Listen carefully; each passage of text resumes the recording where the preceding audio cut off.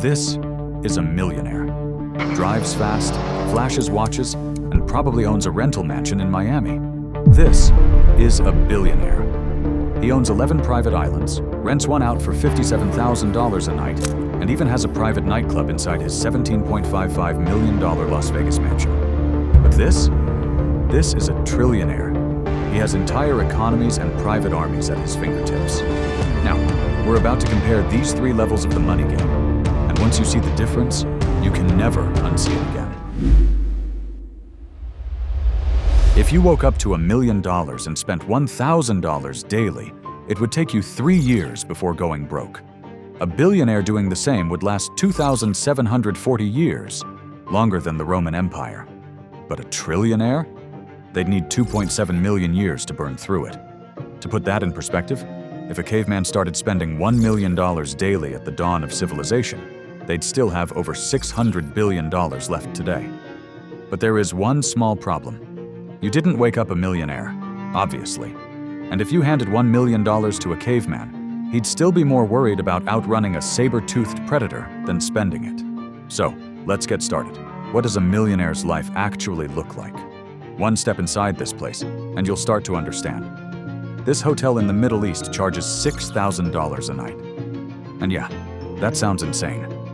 But when you find out it's tucked along Dubai's most exclusive coastline, right next to the iconic Burj Al Arab, it starts to make a little more sense. This is millionaire territory. Just look at that view. The place is designed like a super yacht, and it delivers the kind of luxury that makes the rich feel right at home. Plus, they can bump into celebrities. But billionaires? They don't care about meeting celebrities. They're obsessed with one thing. And no, you're not going to guess it. It's Coke. Seriously. Warren Buffett downs about 5 cans of Coca-Cola every single day, and Trump, he makes it 12. On second thought, maybe Warren Buffett isn't just addicted. The guy owns over $1 billion worth of Coca-Cola stock. So chugging 5 cans a day? That's also brand promotion. So Trump loses twice. But some billionaires are playing on an entirely different level. Elon Musk once dropped nearly $1 million on James Bond's underwater Lotus from The Spy Who Loved Me. Then casually said he'd turn it into a real electric submarine. Classic richest man alive move. Still, that's pocket change compared to what David Geffen did. The man bought a floating empire called the Rising Sun for a cool $590 million. We're talking a 454-foot super yacht with a basketball court, a helipad, and a private movie theater. It sleeps 18 guests and requires a crew of 55 to keep things running. Oh, and he bought it from Larry Ellison, because obviously that's way more than most millionaires' net worth. But trillionaire territory? That's a whole different universe. The scale is so massive it's almost impossible to wrap your head around. Here's a quick way to look at it. If a trillionaire made just 5% interest annually, they'd earn about $137 million per day. That's basically a mega yacht every single week, without touching the principal. No single person has cracked the trillion mark personally, but there are families and sovereign wealth funds that do. Take the House of Saud, the Saudi royal family. Their estimated fortune? $1.4 trillion. That's trillion with a T. And to show you what that kind of money feels like, let's look at just 3 things owned by Crown Prince Mohammed bin Salman. The super yacht Serene, worth around $500 million. Salvator Mundi by Leonardo da Vinci, a painting that cost him $450 million, and then the Chateau Louis XIV in France. Yep, a literal palace, valued at $300 million. That's over $1.2 billion, on just 3 purchases, and that's barely scratching the surface. Now smash that subscribe button while you soak that in, because we're not done with the trillionaire madness just yet. But before that, ever wondered how millionaires build their fortune? Let's pull back the curtain. Millionaires don't just suddenly appear, they're built. Usually from scratch, with grit, hustle, and a little bit of crazy. Take a real estate mogul like Barbara Corcoran, who turned a $1,000 loan into a $100 million empire, or a dude like Alex Hormozi, who started as a gym owner barely making rent. Then he figured out how to make gyms print money. So instead of lifting weights, he started lifting entire gym businesses out of poverty. For a cut, of course. But some of the craziest millionaires are those who started with nothing more than an obsession for money and an internet connection. They made their first million on the web selling the dream of fortune, fame, and success. Some unsuspecting teenager is scrolling through YouTube or Twitter, just looking for something to kill time. Then, boom, he stumbles on a glowing promise of success. A shiny video, a viral tweet, a thread with a testimonial that feels a little too perfect, all attached to a referral link. He scrolls through the numbers. They're wild, but not impossible. And suddenly, the idea of sharing his passions with the world, making money doing what he loves, maybe even turning his dreams into reality, doesn't seem so far-fetched. So he pulls out his credit card and pays. But surprisingly, he gets almost no value in return, just recycled advice and vague template.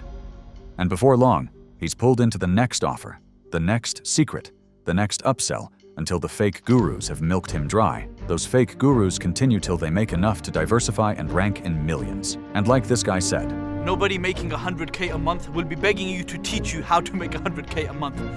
Just know that your registration fee is their source of income. And when they have your registration, they can ball like other millionaires. Millionaires love to show off, but sometimes all that flexing can get a little weird. Kodak Black, for example, dropped a serious bag on one of the weirdest custom cars you've ever seen. Inspired by Scooby-Doo, he built a real-life version of the Mystery Machine. Blue and green paint? Check. Orange flower decals? Of course. But Kodak didn't stop there. He added gold rims, TVs in the back, and even plastered characters from the show all over it. He showed it off in a music video, posed for a Scooby-Doo themed photo shoot with his daughter, and even turned the van into a walking billboard for his new merch drop. It went viral fast. But then it got weirder. NBA star LaMelo Ball saw the hype and decided to copy the look, with a Mystery Machine-themed Hummer. Kodak wasn't having it. He hopped on Instagram Live, clearly heated, and called him out for biting his style. Whatever he's saying on the video, we don't care. Now, there are the actual car lovers. The ones who don't need cartoon paint jobs because their cars speak for themselves, like Gordon Ramsay.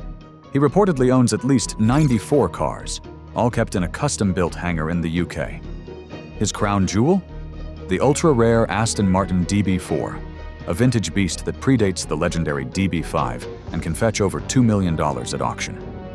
But Ramsay's real obsession? Ferraris. His lineup includes a Ferrari LaFerrari Aperta, Ferrari Monza SP2, Ferrari 488 GTB, and even a 2005 Ferrari Super America, one of only 559 ever made. And he doesn't stop there.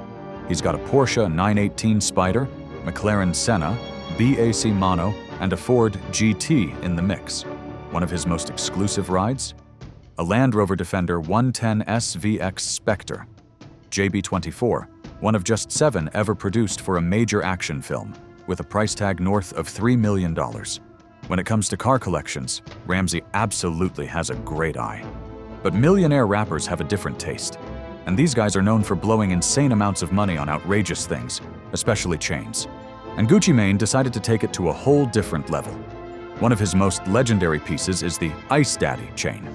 It didn't just flex diamonds, it broke a world record. We're talking a 22-pound, 32-inch monster of a Cuban link that cost over $2.5 million. Yep, it officially became the biggest Cuban link chain ever made. But Gucci didn't stop there. The man's collection is straight up wild. He's rocked a chain with a diamond-covered baking soda box, a frozen igloo, even an ice cream cone. Because why not? But the one that really turned heads? A fully iced-out Bart Simpson, straight from his favorite childhood cartoon. That piece became so iconic, it actually inspired other rappers to make their own Simpson-themed chains. Funny thing, you won't catch billionaires flexing gold chains. But alright man, if you think billionaires and trillionaires don't flex, just wait. What's coming makes all this look like pocket change. Please tap that subscribe button real quick. We're diving back into the trillionaire circus in a moment. But first, let's see what billionaires are really doing with their stack of money. Billionaires don't flex with chains, they flex with continents. While millionaires argue over yachts and Lambos, the ultra-rich are out here playing real-life Monopoly, scooping up islands, cities, and basically rewriting Google Maps. Take Jeff Bezos, for example. Yeah, he's obsessed with rockets and space, but back on Earth? The man's on a real estate rampage. In Miami, he casually dropped $237 million to snatch 3 homes on the legendary Billionaire Bunker Island. That's $68 million for one, $79 million for the next, and $90 million just for kicks.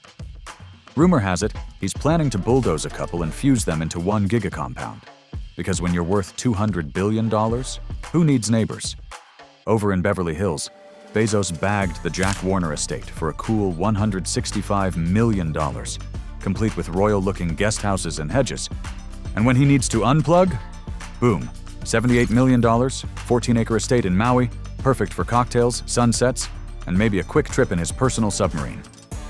Oh, and let's not forget his $80 million worth of condos in Manhattan overlooking Madison Square Park, or his estate in Washington, right next door to Bill Gates. Yeah, Bezos' property portfolio looks like he just Googled best places on Earth and bought the first 2 pages. Now, Larry Page is the type of guy who doesn't just buy houses, he collects private paradises like their Pokemon cards. But unlike your typical billionaire making headlines with mega mansions and skyscrapers, Page is quietly buying out some of the most secluded slices of paradise on Earth. Back in 2014, he kicked things off by dropping $23 million on the Hans Lollik Islands in the British Virgin Islands. 2 lush, untouched islands, because clearly one wasn't enough. Then in 2018, he leveled up with Cayo Norte, a 300-acre island near Puerto Rico. The deal was slick. Split into 2 parcels, one for $28.7 million and another for $3.4 million. Fast forward to 2020, and Page was out in Fiji, casually acquiring a majority stake in Tavarua Island, a heart-shaped, world-famous surf haven.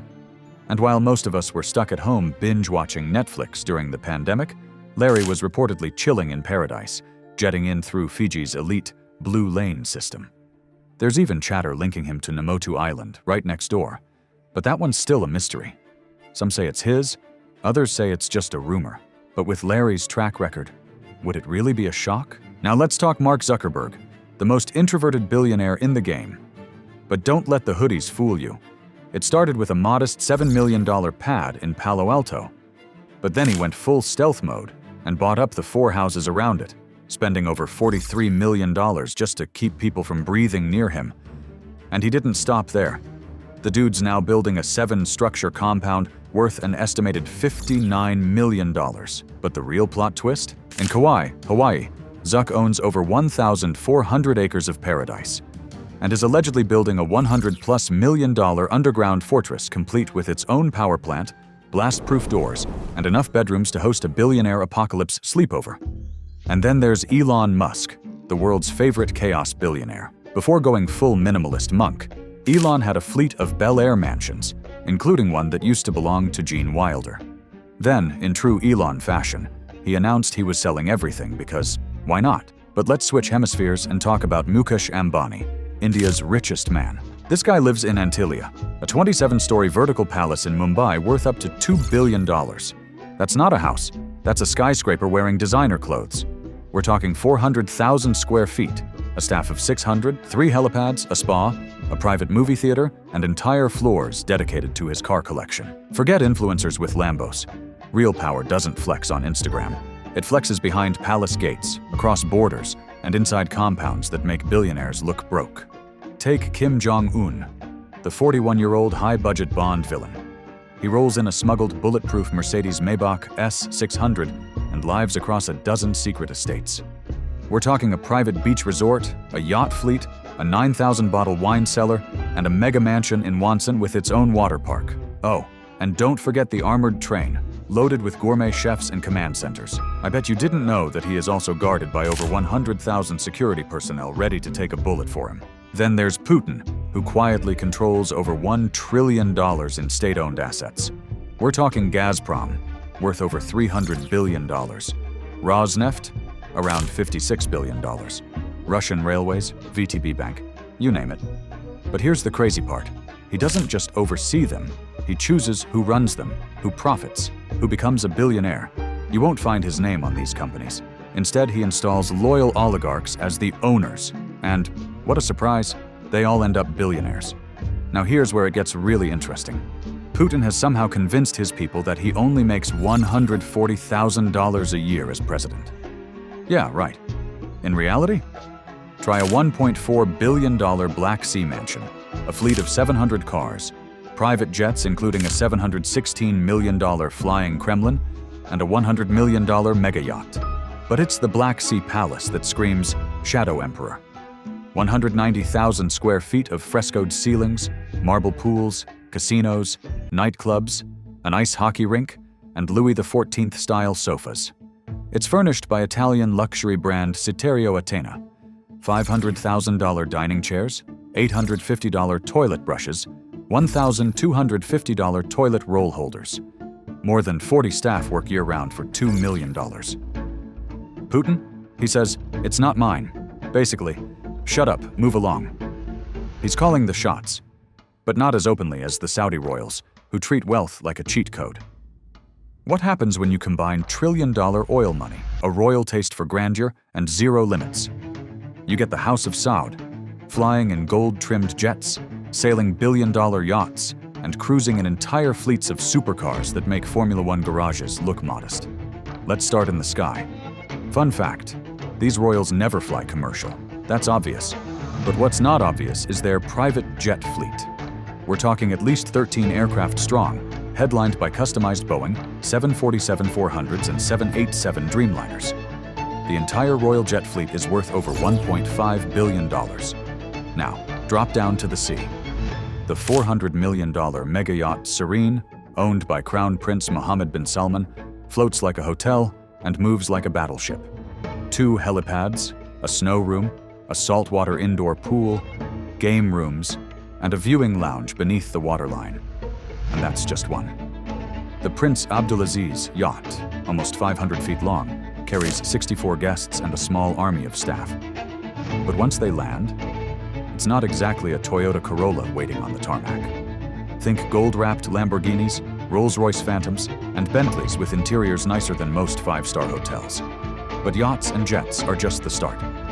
The House of Saud owns over 100 palaces worldwide, including Al Yamama Palace in Riyadh, a jaw-dropping 4 million square feet of royal architecture, gold staircases, private theaters, bowling alleys, and banquet halls. They also maintain real estate empires in Marbella, Paris, and London's Billionaires Row, with some of these palaces reportedly pushing past multiple hundreds of millions in value each. The family owns Leonardo da Vinci's Salvator Mundi, the world's most expensive painting at $450 million. Picasso canvases, Jeff Koons sculptures, European antiques, and enough jewel-studded artifacts to make a museum jealous, all scattered across private jets, palaces, and mega yachts. And just for fun, they're building NEOM, a $500 billion sci-fi megacity in the desert. Because why not own the future? And then there's the British royals. Classier, sure, but still flexing in style. Think 775-room Buckingham Palace, a 20,000-acre estate at Balmoral, and priceless royal jewels guarded in a tower with its own military. Prince Charles even travels with his own toilet seat and preferred toilet paper. Most of us can only dream of reaching that first level, becoming a millionaire. Before we wrap up, here's a glimpse of what life might look like at that level. Spending serious money just to experience the rarest, most unbelievable places on Earth. For vacations, millionaires like floating off the coast of Norway's Lofoten Islands, where the midnight sun keeps the sky glowing at 2 a.m. They also hike to Mount Roraima on the Venezuela-Brazil border, a flat-topped mountain so bizarre it inspired The Lost World. Standing above the clouds, it feels like walking on Earth before time began. But let's be honest, recreation is in levels even for millionaires, because only a select group of millionaires can afford to live on the world. A private residential cruise ship, where you don't reserve a room, you own it. Units start at $2 million and can go up to $15 million. And here's the kicker, to even qualify, you need a net worth of at least $10 million. Still, one of the most mind-bending spots the elite love to visit? The hanging temples of Hengshan in China are carved into a cliffside, suspended hundreds of feet in the air. And the wildest part? It was built more than 1,500 years ago, with no modern tools and no explanation how it's still standing. And that's the insane world of millionaires, billionaires, and trillionaires. If this blew your mind, hit subscribe and ring the bell for more wild wealth stories. Drop your dream millionaire vacation in the comments. But for now, thanks for watching. See you in the next one.